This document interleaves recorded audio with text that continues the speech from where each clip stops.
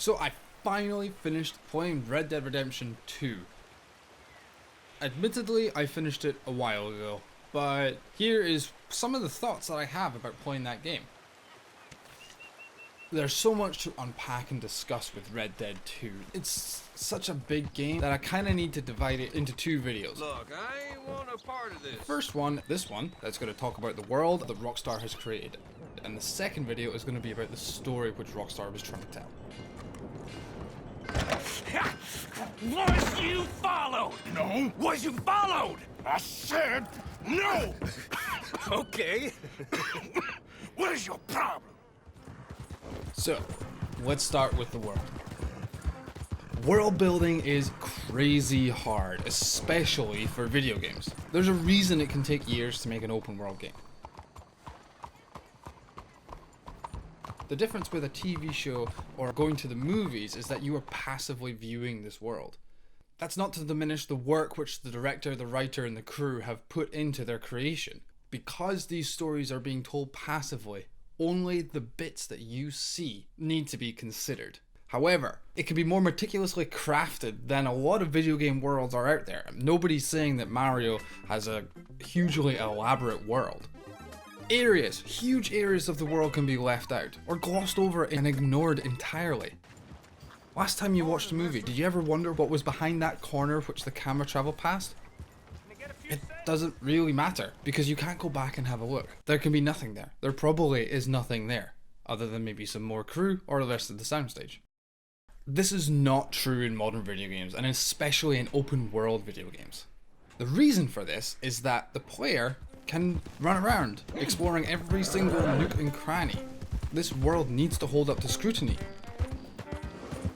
If you want to go see around that corner, the player can go around that corner and have a look. If it just turns into nothingness and is a void, that's going to break the game. It's not going to be any fun anymore.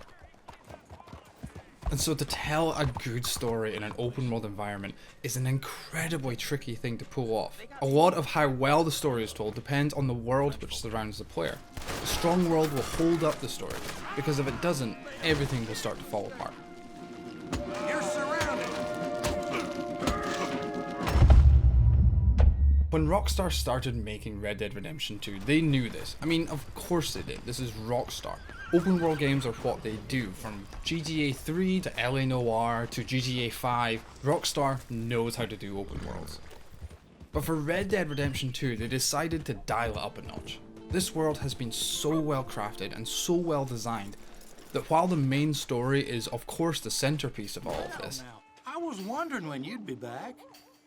this world has the ability to contain multiple stories, dozens of characters, and if the player so chooses, they can create a story which they have completely written themselves. Never gonna atone for my sins. Ain't never nothing but gonna get shot for them. So why do I think this world is so good? Very early on in the game, Arthur, the main protagonist, is introduced to the town of Valentine. When I first rode into town, my jaw hit the floor. This felt like a living, breathing town in 1890s America. Every detail, from the workers putting a new store on the main street, the actual shops with items on the shelves that can be picked up and bought, that one blew my mind. No tedious shop menus. I could not believe the detail which had been poured just into this town. Seriously, look at this mud. Just look at it. I spent 10 minutes just walking around, looking at the mud, seeing my footprints. This detail extends outside of Valentine as well. The surrounding countryside was vivid and bright and muddy and worn. It felt lived in and loved by the NPCs occupying it. You ain't looking for gold here, is ya? This level of polish was unbelievable. This is something where open world games normally start to fall apart. When the player goes outside of the main story areas, outside of the towns, and into the bits in between. Sometimes they can show the seams, the cracks can be visible. This then shows the difficulty with using an open world in a game, is how best to use the space that has been created. Something which open worlds can be guilty of is filling the world with too many gameplay loops. What I mean by that is that there's no dead ends.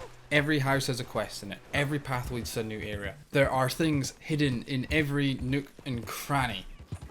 This, in theory, sounds like a good idea. It should keep the player engaged and interested in the world. But it removes a sense of realism, and eventually the player gets bored or overwhelmed, and then the immersion gets broken, and then they stop playing the game. It makes everything feel like it was created for the benefit of the player, but it actually was. Everything in a video game is of course created for the player, but it's hiding that, making this feel like a living, breathing world. Just like in the real world. But in the real world, there are dead ends everywhere.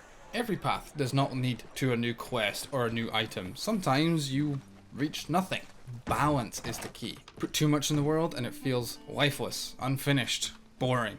Put too much in and you'll overwhelm the player. Then quest fatigue will set in, and again, they'll get bored and they'll move on. This is what makes the world of Red Dead 2 so compelling.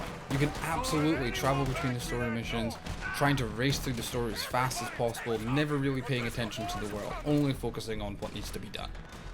But I found it almost impossible to not get distracted between missions and between the towns. Sometimes it would be an NPC calling out for help just off my path. Sometimes I would hear a strange noise and would travel through the woods to explore what on earth could be making it.